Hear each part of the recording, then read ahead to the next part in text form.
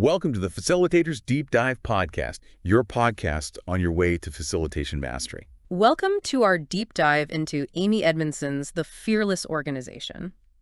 You gave us some really fascinating excerpts from her book. Yeah. And it seems like you're really interested in this whole idea of how to create a workplace where people actually feel safe to, speak their minds, share their ideas, Absolutely. maybe even admit when they've messed up. I mean, it's kind of crucial, right? Well, it's more than crucial, it's vital. Edmondson's work, based on decades of research at Harvard Business School, really shows us just how vital psychological safety is for any organization that really wants to thrive. We're going to explore all that, why it matters so much, and what happens when it's missing. Think about, hushed hallways, those brilliant ideas that never see the light of day. Right. And even some pretty high-profile disasters where this lack of psychological safety played a major role. Yeah, we'll definitely examine some of those cases. Yeah. Things like the Volkswagen emissions scandal and even Nokia's fall from grace. Wow. But we'll also explore the other side of the coin, how companies like Pixar and Google actively foster this sense of safety. Right. And of course, we'll unpack some practical steps that anyone, no matter what their role is, can use to build a more fearless organization. So let's start with the basics. What exactly is psychological safety? I mean, it sounds cozy, but is it really just about everyone being nice all the time? Not quite. Edmondson actually defines it as a climate where people feel safe enough to take interpersonal risks. Interesting. So it's about, speaking up, sharing concerns, questions, even admitting mistakes without this fear of being penalized or looking bad. There's a quote early in the book that really stuck with me. It says, knowledgeable, skilled, well-meaning people cannot always contribute what they know because they're reluctant to stand out, be wrong, or offend the boss. Have you ever felt that way? I know I have. Oh, absolutely. I think it's a pretty common experience, unfortunately. Mm-hmm. And this is where it gets really interesting and honestly a little concerning. When people are actually afraid to speak up, the consequences can be huge, not just for individuals, but for entire organizations. And Edmondson doesn't shy away from real-world examples, does she? The Volkswagen emissions scandal is a pretty stark one. Can you believe that engineers knew about the issues with their clean diesel technology, but they were too afraid to raise concerns? Yeah, I mean, the result, a massive scandal, damage to their reputation, significant financial penalties. Wow. It really shows how a fear-based culture can quite literally drive a company right off a cliff. And then there's Wells Fargo. Employees witnessing unethical practices, but feeling pressured to meet those unrealistic sales targets. So they kept quiet. Right, and it's a double whammy. Customers suffer, and Andy, the company, takes this massive hit to its public image, not to mention their bottom line. Oof, yeah. It really makes you wonder how many other ticking time bombs are out there just because people are too afraid to speak up. It's not just about scandals, though. Think about Nokia.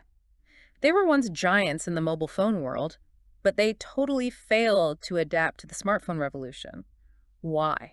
Well, Edmondson points out that some of their very talented engineers actually did see the limitations of their Symbian operating system. Interesting. But they were too afraid to challenge the status quo. And the result? Nokia lost its dominance to companies like Apple and Google. It's a classic example of how fear can really stifle innovation. But let's shift gears a bit. Are there companies getting this right? Are there success stories where psychological safety is like a key ingredient? Absolutely. Pixar, the animation studio behind so many beloved films, is a great example. Their brain trust meetings are really fascinating. Yeah. Everyone, regardless of their role, can offer candid feedback on a film in progress. Yeah. It's all about getting those best ideas out in the open.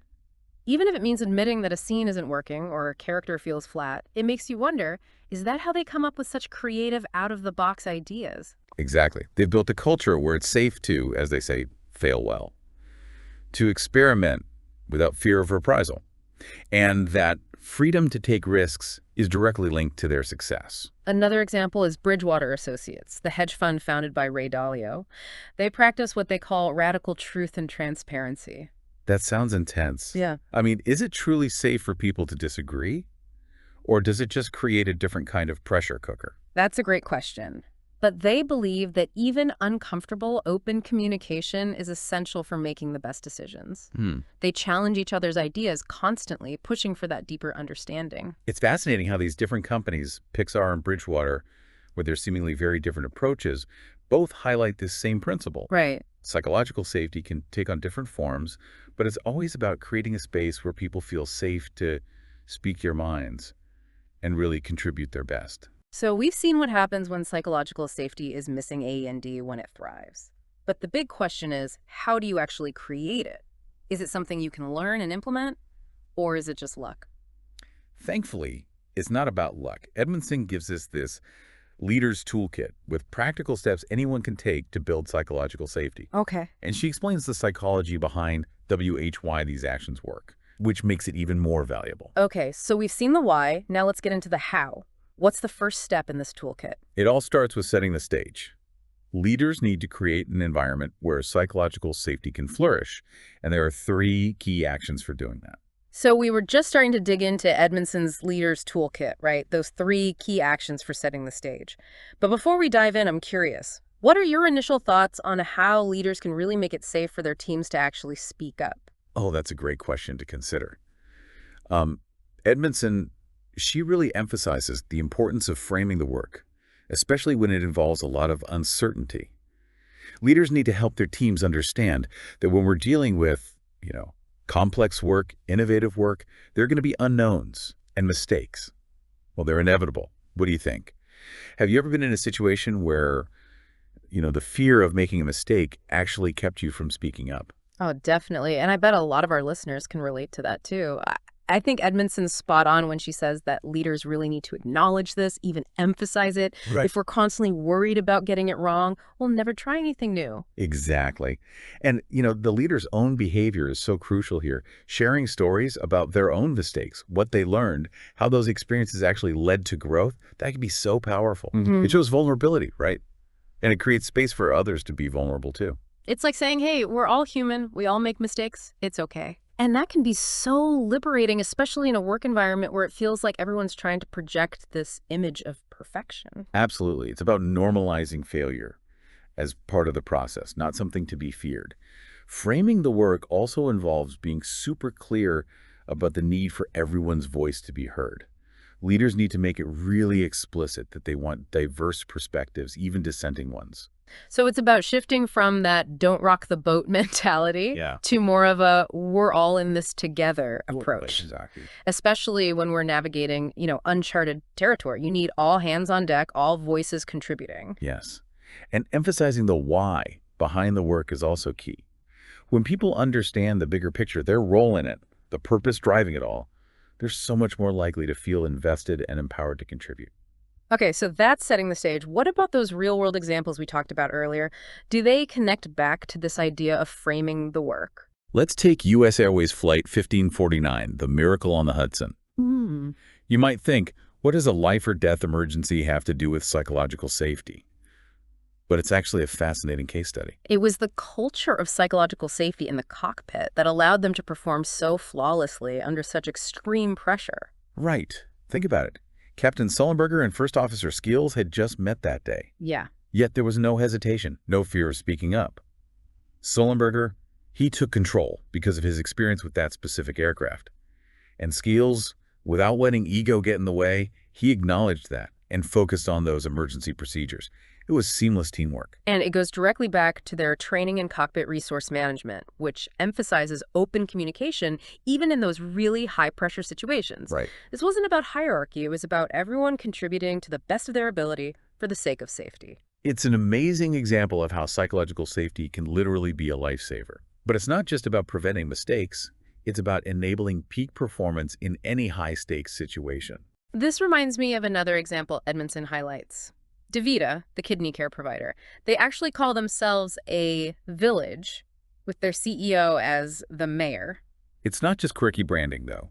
Their CEO has intentionally built this culture of trust and collaboration where everyone feels valued and empowered. They even have DaVita University, which focuses on leadership development, especially for those moving into management roles. It's like they're baking psychological safety into their leadership DNA from the very beginning. It shows that psychological safety isn't just a top-down phenomenon. It needs to be woven into the very fabric of the organization, fostered by leaders at every level. And it's working. DaVita consistently ranks high in employee satisfaction, and they achieve some really impressive clinical outcomes. It really demonstrates the power of a shared purpose and a culture where everyone feels empowered to contribute. Now, let's look at an example where the stakes were incredibly high, but in a very different way. The Fukushima Daiichi nuclear disaster. A real tragedy. But as Edmondson points out, the meltdown itself could have been prevented. There were warnings years before the disaster, from experts predicting the plant's vulnerability to an event like the tsunami. And those warnings were ignored, dismissed, even ridiculed.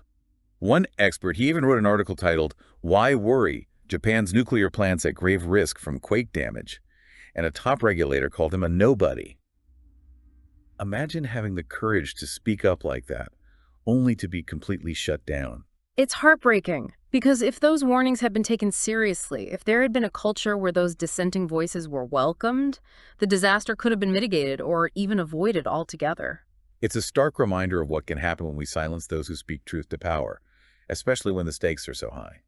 This theme of silenced voices also appears in Edmondson's analysis of the 2003 Columbia Space Shuttle disaster. Yeah, the shuttle disintegrated upon re-entry, killing all 7 astronauts. And the investigation revealed that some engineers did have concerns about potential damage to the heat shield, but they hesitated to speak up. It makes you think about all the pressures they must have felt. Schedules, mission objectives, maybe even fear of jeopardizing their careers. This is where that pressure to, stay on mission can really backfire. Those engineers, they might have feared being seen as troublemakers. And tragically, that silence contributed to a catastrophic failure. It emphasizes just how important it is for leaders to create a culture where raising concerns is seen as a sign of commitment, not disloyalty, where speaking up is encouraged, not just tolerated. Edmondson also brings this dynamic into the corporate world with Susan Fowler's story. She was the engineer who blew the whistle on that toxic culture at Uber. Right, Fowler, she experienced harassment and witnessed some unethical practices firsthand. She tried reporting these issues internally, but She was met with indifference, even hostility. Uber's aggressive win-at-all-costs culture had created an environment where speaking up about these issues was almost impossible. yeah, and her experience, which she so bravely shared in a blog post, led to a major reckoning at Uber. Executives were fired, and the company made some significant changes to address its culture. But it shouldn't have taken a public whistleblower to get there. It really highlights the importance of making it safe to speak up about wrongdoing without fear of retaliation. Otherwise, problems just fester and grow, sometimes with devastating consequences. It goes beyond just whistleblowing, though. It's about creating a space where anyone can raise concerns, offer suggestions, and challenge the status quo without that fear of penalty. Right. It's about that culture of trust and transparency where everyone can contribute their best. These have been some pretty heavy examples, but the good news is that Edmondson doesn't leave us hanging. She gives us this practical guidance on how to actually build a more fearless organization. Absolutely. In the next part of our deep dive, we'll shift from diagnosis to prescription. Okay. We'll explore her leader's toolkit in detail, looking at specific actions you can take to cultivate psychological safety in your own work environment. So we've explored the impact of psychological safety, or the lack of it, through some pretty compelling examples. Yeah. But now it's time to dig into that leader's toolkit that Edmondson provides in her book. Absolutely. And really uncover those actionable steps that anyone can take to cultivate psychological safety in their own work. Are you ready to put these insights into action? I think this is what we've all been waiting for, the practical how-to guide. And Edmondson, she doesn't disappoint. Yeah. She provides a clear framework with 3 core practices: setting the stage, inviting participation, and responding productively. We've already touched on setting the stage a bit, but Right. let's break it down even further. Okay, so we're talking about creating that fertile ground where psychological safety can take root. It's almost like a gardener preparing the soil before planting seeds. Wow. Oh, that's a great analogy. And, one of the most important steps is framing the work. This is about clearly communicating the nature of the work itself, Okay. particularly the level of uncertainty involved. Mm-hmm. Think about your own work for a moment. Are you often dealing with complex problems, or is it more about following established procedures? I think for many of us, especially in today's rapidly changing world, there's just a lot of uncertainty baked into our work. Right. And that means, well, mistakes are going to happen. How do we as individuals, as teams, as organizations, get comfortable with that? That's where the leader's role is so critical. They need to explicitly acknowledge that mistakes are inevitable, especially when we're pushing boundaries and striving for innovation. Mm-hmm. And they need to model that mindset themselves. Imagine your leader openly sharing a story about a mistake they made. and what they learn from it. How'd that make you feel? I think it would make me feel a lot less pressure to be perfect all the time. It Right. would just create the space to experiment and learn without that fear of being judged. Exactly. It's about shifting the focus from avoiding failure to embracing it as a valuable learning opportunity. And it's not just about mistakes either. Yeah. Leaders also need to make it crystal clear that they want to hear diverse perspectives, even dissenting ones. Have you ever been in a meeting where you had a different opinion but felt hesitant to voice it? Oh, absolutely. It's like there's this unspoken pressure to just agree with the boss or the most vocal person in the room. And that can be so detrimental to actually finding the best solutions. Leaders need to create a space where those dissenting voices feel valued, Yeah. where people feel comfortable challenging the status quo. So it's about creating a culture of we're all in this together Excellent. rather than that don't rock the boat mentality. Yeah, absolutely. And I think that's especially important when we're facing those complex challenges where you really need everyone's best thinking. Absolutely. And one way to reinforce that sense of shared purpose is by emphasizing the why behind the work. When people understand the bigger picture, their role in it, the purpose driving it all, they're so much more likely to feel invested and empowered to speak up. So framing the work sets the stage, but then we need to actively invite participation, right? It's not enough to just say, speak up. Yeah. We need to demonstrate that we value those contributions. Exactly. And that starts with the leader's own mindset.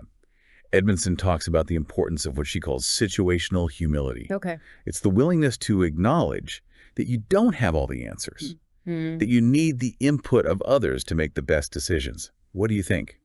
Have you ever worked with a leader who embodied that kind of humility? I have, and it made such a difference. It just created this sense that we were all in it together, that everyone's ideas were valued. It's such a powerful shift from that traditional command and control style of leadership.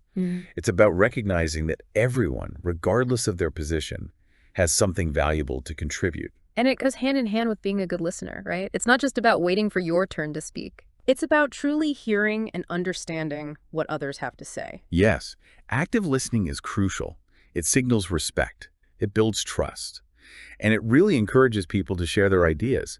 And sometimes the best way to invite participation is simply by asking powerful questions. Yeah. The kind of questions that make people think, wow, they really care about what I have to say. Edmondson calls this proactive inquiry. Yeah. And it's about asking questions that really spark deeper thinking, uncover hidden insights, and ultimately help the team arrive at those better solutions. Exactly. It's not about leading questions or trying to steer the conversation in a particular direction. It's about genuine curiosity, a desire to really understand different perspectives. And sometimes it's about creating structures that make it easier for people to share their ideas. Right. This could be anything from anonymous suggestion boxes to regular check-in meetings where everyone has a chance to speak. It's about creating multiple channels for communication, especially for those who might be hesitant to speak up in larger groups. It's about meeting people where they are and making them feel comfortable sharing their thoughts and ideas. So we've covered setting the stage, inviting participation.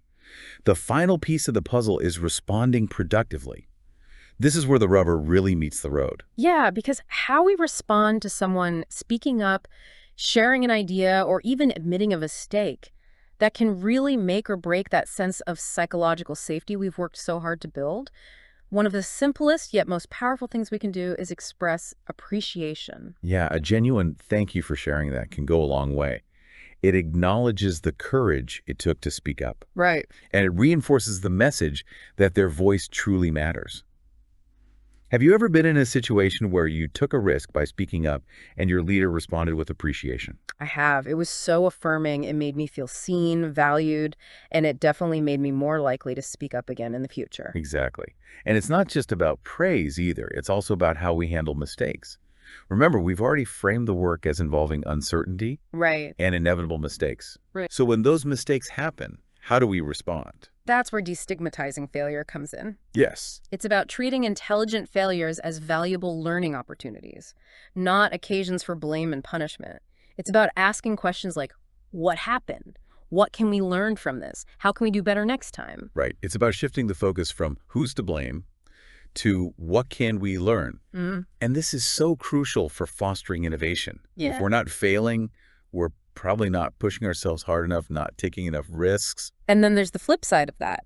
Sanctioning clear violations, it might seem counterintuitive, but holding people accountable for harmful behavior, that actually strengthens psychological safety. Exactly. If someone is consistently acting in a way that undermines the team, disrespects others, violates those core values, there need to be consequences. Right. It's not about being punitive. It's about protecting that safe space for everyone to contribute their best. It's like saying, we value your voice, we want you to speak up, but there are boundaries. And that actually increases trust because people know that harmful behavior won't be tolerated. It's about creating that culture of respect and accountability, where everyone feels safe to speak up and knows that their voice will be heard.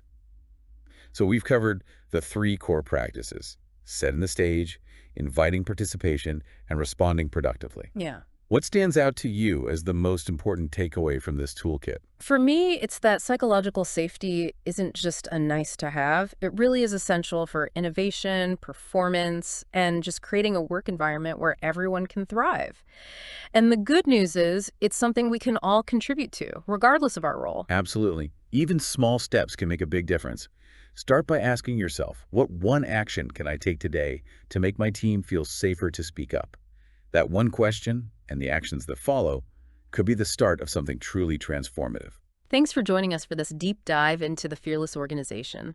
We hope you've gained some valuable insights and feel empowered to create a more psychologically safe work environment for yourself and for those around you. Remember, building a fearless organization is an ongoing journey, not a destination.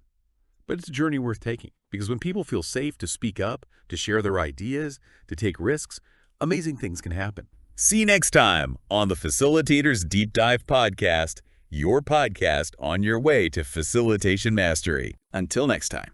See you then.